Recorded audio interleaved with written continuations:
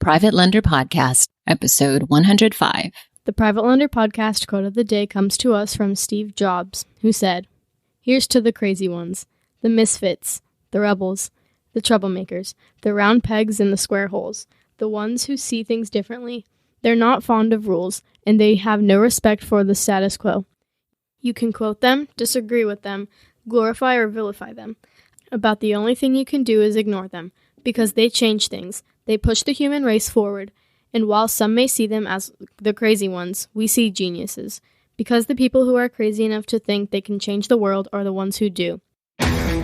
This is the Private Lender Podcast, the show that shares practical advice and know-how for new and seasoned lenders, from private mortgages on single-family houses to joint ventures on commercial projects and beyond. Discover details about investment vehicles that you won't find at your local bank or online broker. Listen and learn from private lenders and real estate investors, as well as from professionals and entrepreneurs, as they share the details, strategies, and the insight that allows for successful and prosperous lending. Now, get ready to increase your ROI. Here's your host, Keith Baker. Hey, everybody. What is up, Lender Nation? Greetings and welcome to the Private Lender Podcast. I'm your host, Keith Baker, and you're listening to episode 105. This podcast is the only one of its kind dedicated to teaching everyday people just like you and me how to prosper with the most passive form of real estate investing known to humankind, while giving tips and ideas that can help keep your money safe with private lending. I don't know why I got all like, yeah, it sounded like I was at a tractor pull or something. Anyway, I apologize about that, guys. Look, it's just this simple. If you're looking for practical tips and advice on being a successful private lender, on how to create wealth without banks or Wall Street through the marathon and not the sprint of life, then you're in the right place. But if you want to learn from my mistakes so that you can avoid them and prosper much quicker, well, then pull up a chair and pour yourself a drink, my friend, and get ready to take some notes, because the Private Lender Podcast is just for you. And this is episode 105, and I don't know really where this is going to go. I have some things that are scripted a little bit, some bullet points here and there. But after episode 104, I've been wanting and needing to produce something, and I've wanted to do it live to add a little extra pressure on me, but not quite sure I'm ready to talk about private lending just yet. With all the shit that's going on in the world, it just doesn't seem to be something I still have passion about, but not to speak of it. And in trying to produce some content, it's hard because I don't want to talk about it. But that's why we're here, and that's why we have this whole thing, talk about keeping money safe and points and rates and all this fun stuff. So what I thought I'd do today is try to, I was going to do today episode on lenders' values and aligning values in your private lending with your goals. And sort of, that was my idea for the idea of the show. However, I've kind of taken that advice and said, okay, look, I'm not going to talk about private lending today. This will be hopefully the last time that I do this. It's up to you, world, and COVID. But in all seriousness, I just wanted to talk about and share four things that four people, the work of four people, content, the music of four people that have, I think, helped me keep a good bit of perspective on my emotion and emotionality through all this. Now, granted, I'm a white man in the South. That's abundantly clear. But nonetheless, pain is pain, and there's a lot of it in the streets right now. So, in the last episode of 104, I played the entirety of John Coltrane's song "Alabama," which I thought was more than appropriate, given everything that's going on. But YouTube flagged it because it was it's copyrighted material, obviously, not naturally so. But I'm more than willing to take the risk of being sued because I played somebody's song and didn't pay the estate of the royalty when I didn't receive any money for that episode. But nonetheless, rules is rules, and they booted it out. So rather than playing Alabama in the background or another song, I'm just putting the links in the show notes page so you can go check it out. Live versions, recordings right off of YouTube. So of the two songs. So please go check it out. So the first song, John Coltrane, even if you don't know what the song is about, you just listen to it. It is extremely haunting. And frenetic at the end as well. Just listening to it, no words. You don't need the words to understand a level or to empathize with a level of frustration there. Just like Lady Day, Billie Holiday, in her song "Strange Fruit." Listen to the lyrics and the mood of that song and tell me it doesn't fuck with your head. Just right out the gate, it's some heavy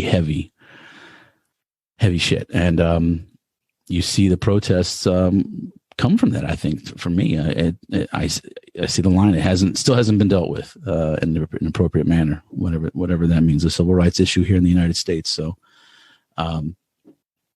but those are the two songs, Coltrane and Holiday. Both songs dealing with the murder of innocent black folks in the South. Not to get on a big heart, but it is what it is, man. Can't deny it. And they gave us some beautiful music to express themselves and what they were feeling. So I leave it to the musicians in that case, because these two musicians, John Coltrane and Billie Holiday, they wrote and performed their truth, their music, with humility and honesty, and a vulnerability to look straight into the heart and soul of the emotion that sprang and gave birth to those songs. So yeah, go listen to those and give me some feedback. Tell me what you think the songs. If you like them, you hate them, if they touch you, they move you, or you could care less. I'd love to hear your response. Just send me an email, info@privatelenderpodcast.com, and in the subject line, just put music, and let me know what you thought of the songs. That are the links on the show note page.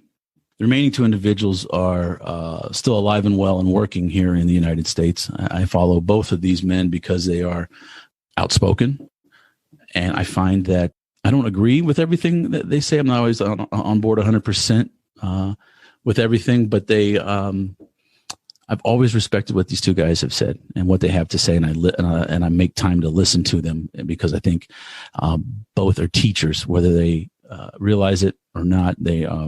I look at any time they're speaking as a teaching moment, and through their content, they have ensured through their work that I respect them as people, the people who work hard, people who have opinions and emotions, people that are no different than you and me. They just have a bit of notoriety or celebrity or fame and a bit bigger platform. And on that platform, on that note, the first person whose content I recently watched, I've loved for a long time, but he just came out with a new special on YouTube. And that's the link I'm going to share with you on the show notes page for the great Dave Chappelle's recording entitled 846. I don't recommend this to you for the laughter or to laugh, because there are only a few belly jiggling funny parts in it. It's about 25, 27 minutes long.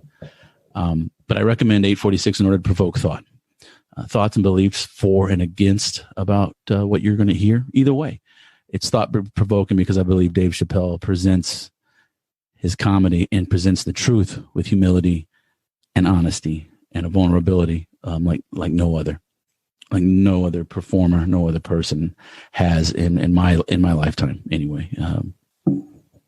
Just bar none, one of the greatest comedians, thought-provoking comedians at that, ever to live. And it's for the same reason that I also listen to a podcast called Real AF by Andy Frisella. I recommend his Real AF podcast episode number 46, where he breaks it down. What's it mean to be an American? And, we are all in this together. And it's a great call to get your shit together. Whoever you are, whatever side you're on, whoever you affiliate with.